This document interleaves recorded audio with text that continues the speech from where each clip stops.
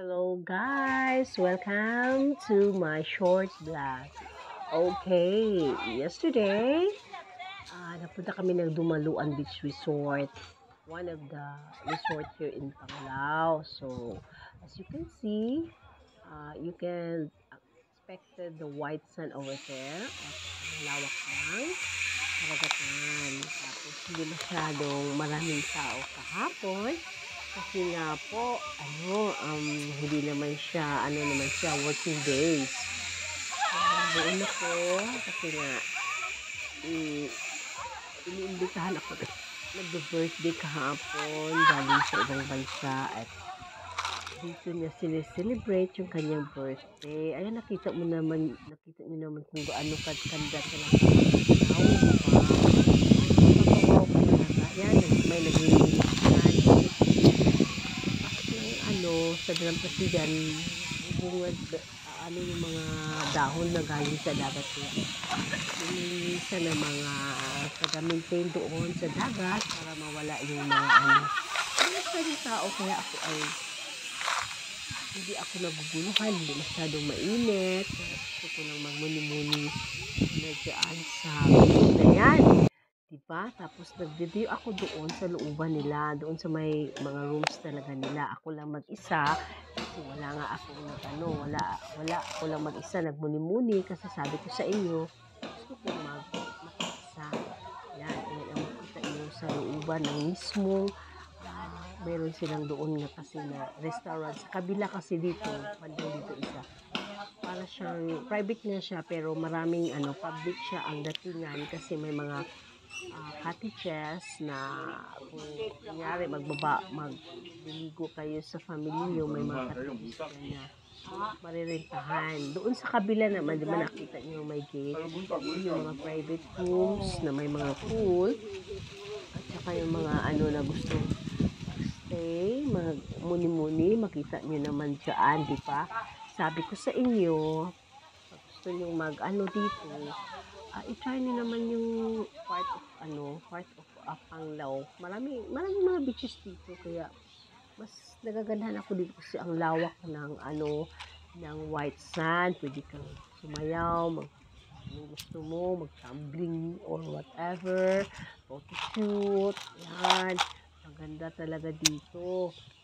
Sabi ko, talagang hindi ko magkuha talaga ng mga videos, kahit pabalik-balik pa yan yung camera ko.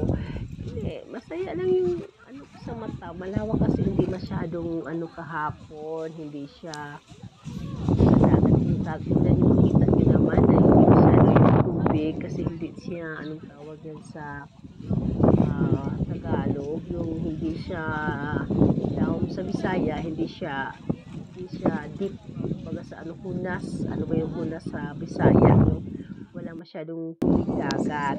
Yan, maganda lang maglakad-lakad, mga ng hangin sa dalampasigan na sa mga iba na makarelax yung mga simpleng bagay lang yan, mga mga daddy, pero ang ganda talaga ng sa puso mo, parang marirelax ka.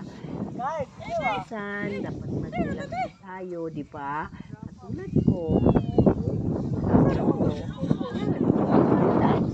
hindi naman habang buhay tayo sa mga lugar na yan, kaya samantalahin ko na lang yung sinamantala ko na sasaya ako kahit wala naman masyadong pera, pero at least you have that. Kung ibig sabihin wala ka pera, hindi ka maka-enjoy sa life. It depends upon how to enjoy your life. Kasi yung iba kasi hindi na lang natin sasabihin. Sa akin lang, simple lang ako.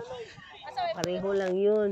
Mamahal or walang bayad, okay lang. Yan, pumasok na ako dito sa restaurant. Tingnan ko kung mga hotel. Ito yung restaurant ko. Yun sa mga private rooms. Hindi man masyadong makain kasi mga around around 3:30 na to. Kaya hindi masyado, walang masyado kumakain. Kaya napunta ako doon sa mismo mga rooms nila. Ayan, makita mo naman yung mga building na yun, ang mga rooms nila.